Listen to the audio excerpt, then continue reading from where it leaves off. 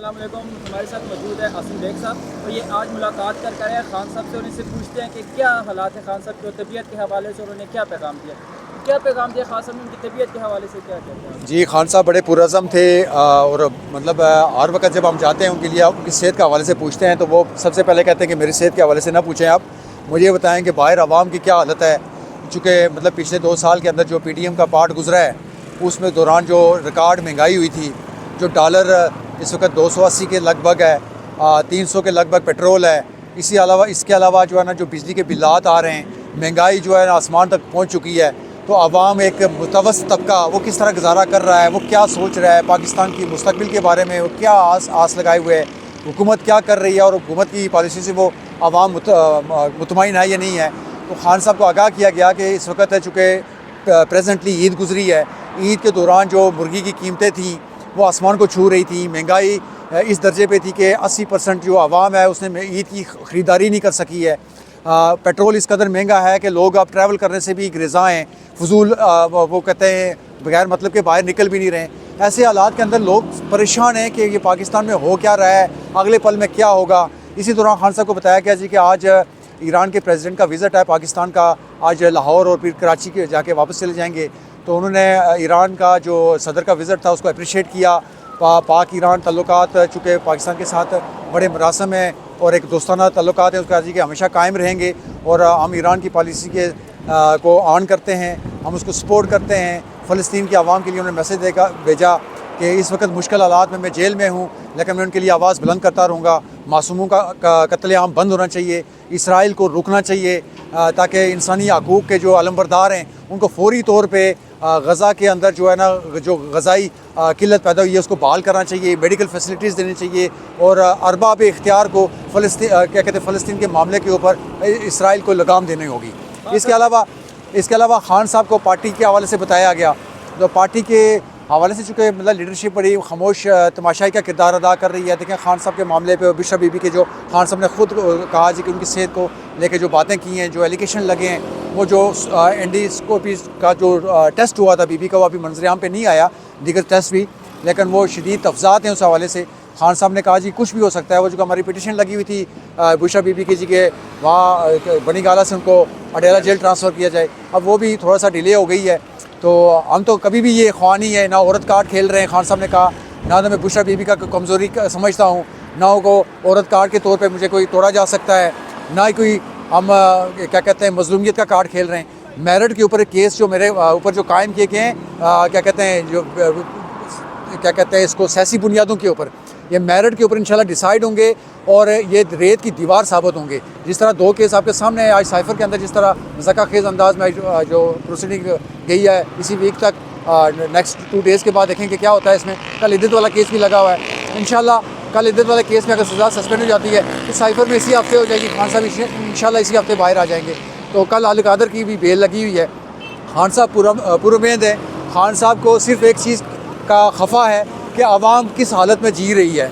आवाम ने 8 फरवरी को जिस तरह बाहर निकल कर पाकिस्तान तहरीक इंसाफ के ऊपर एतमाद किया और रात को 9 फरवरी को रात को जो फार्म 47 वाले हैं और उन्होंने जिस तरह इस वोट के जो इज़्ज़त थी उसको पामाल किया, उन्होंने कहा इसकी मैं मशीदी अल्फाज में मज़म्मत करता हूँ। मैं 2013 में 4 हल्कों के लिए निकला था, ये पूरा इलेक्शन ही रिग करार दिया गया है और फार्म 47 वाले इस वक्त इक़्तिदार में बैठे हुए इनको नहीं छोड़ने वाला। हम इनको जो है ना अपनी असली जगह पे पहुँचा के दम लेंगे। पाकिस्तान तहरीक इंसाफ की जदोजहद और इसका ये मैं समझता हूँ कि मिजाज ये नहीं है कि आवाम के हकूक़ से पीछे दस्तबरदार हो जाएँ, हम कोई कंप्रोमाइज़ कर जाएँ, हम कोई डील कर जाएँ। हम ना कोई कंप्रोमाइज़ करेंगे ना डील करेंगे। जो सोई हुई लीडरशिप है हमारी 2nd टियर की 3rd टियर की, हम उनको जगा रहे हैं, हम उनको कहते हैं कि आगे आएँ, आवाम के इशूज़ को एड्रेस करें और उनको उस मकामी इंतकामी निशान जो बना रहे हैं इस वक्त हुकूमत बना रही है उसको रोकथाम के लिए इक़दाम करें।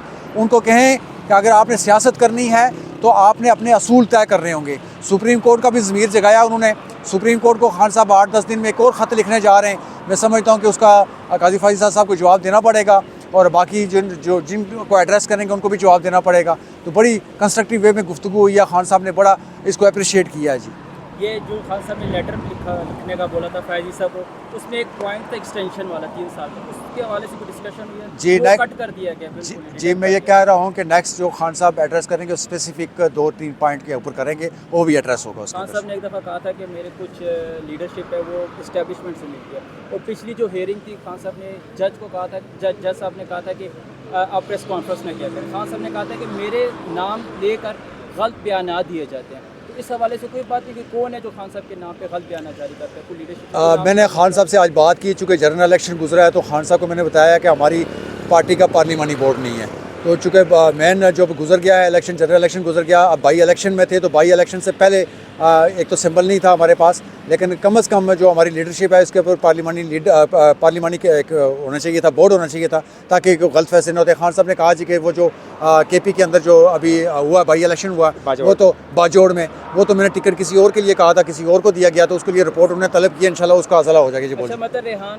शहीद के भाई को टिकट दिया गया था खान साहब की तरफ से? जी, खान साहब ने उसे कहा जी कि उनकी कुर्बानी है, उसको मैं कंसीडर करता हूँ, उसको मैंने डायरेक्शन दी थी कि उसको टिकट दिया जाए, लेकिन उसको नहीं दिया गया, दूसरी साइड को दूसरे को दिया गया, लेकिन मैं समझ रहा हूँ कि उसकी वायलेशन हुई है, उसकी रिपोर्ट उन्होंने तलब की है, इंशाल्लाह वो एड्रेस होगी, वो भी अपना बंदा है। खान साहब ने कहा कोई मसला नहीं हो हमारी पार्टी के साथ। केपी हुकूमत से कुछ है कि जैसे अली गंडापुर को बोला गया था कि 7 दिन के अंदर जो FIR ख़त्म करनी थी और IG हटाने के लिए कोशिश करनी थी, उसके हवाले से? नहीं, देखें वो तो वफाकी गवर्नमेंट का मैंडेट होता है ना, मतलब बात यह है कि IG का, बात यह है कि खान साहब ने केपी हुकूमत को क्लियर इंस्ट्रक्शंस दी हुई हैं।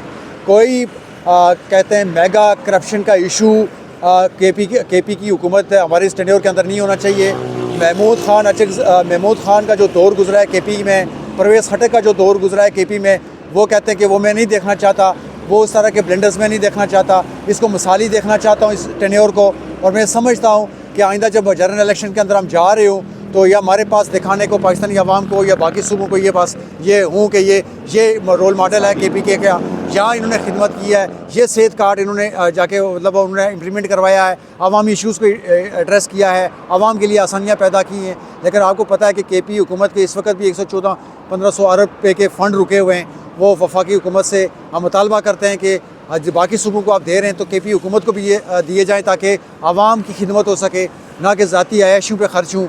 और टैक्स पेयर के पैसे के एक एक पाई का मैं समझता हूँ कि पासवान है अली अमीन गंडापुर, पाकिस्तान तहरीक इंसाफ की हुकूमत इस वक्त केपी के अंदर, मैं समझता हूँ कि बेहतर अंदाज में डिलीवर करेंगे। जी, खान साहब ने कपड़े कौन से पहने थे? खान साहब ने आज लाइट ब्लू कलर की शर्ट पहनी हुई थी बाजू वाली, और नेवी ब्लू कलर का ट्राउज़र था। हस्बे मामूल वो मतलब बड़े जोशीले अंदाज में आए, तो मैं तो ऐसे एज यूजुअल खड़ा था कि मैं कहा शायद ऐसे करेंगे जी को कवर्ड की वजह से। तो खान साहब ने बड़े ज़ोरदार अंदाज में मेरा हाथ दबाया, तो मेरे तो चीखें निकलने लगी थी, क्योंकि हम बड़ा वेट कर करके 8:30 बजे के गए हुए थे, 1:30 बजे मौका मिला। तो 10 मिनट के अंदर खान साहब के साथ हमारी इंटरेक्शन जो हुई है, उन्हें बड़ी गौर से बातें सुनी है और बड़ी इंटरेक्शन दी हैं, उनको मतलब हम उसको अप्रिशिएट करते हैं। तो वज़न कम होने के हवाले से खबरें आ रही थी? नहीं, खान साहब बिल्कुल अपने हाई स्पिरिट के अंदर हैं। आज BBC भी बात हुई है, और खान साहब ने कहा जी कि मेरे जो बनी गाला के अंदर माली है उसको मतलब चूँकि ये इनके पास कंट्रोल है अडयाला जेल वालों का, तो वहाँ पे वो मेरे माली को एक्सेस नहीं दे रहे कि पौधों को पानी दे सकें। तो पौधे चूँकि मतलब है, देखें ना, इंसान भी बड़ी अहमियत है आवाम के बाद। उन्होंने कहा जी कि ये मतलब पौधों के लिए मैंने बिलियन ट्री लगाए थे पूरे पाकिस्तान में,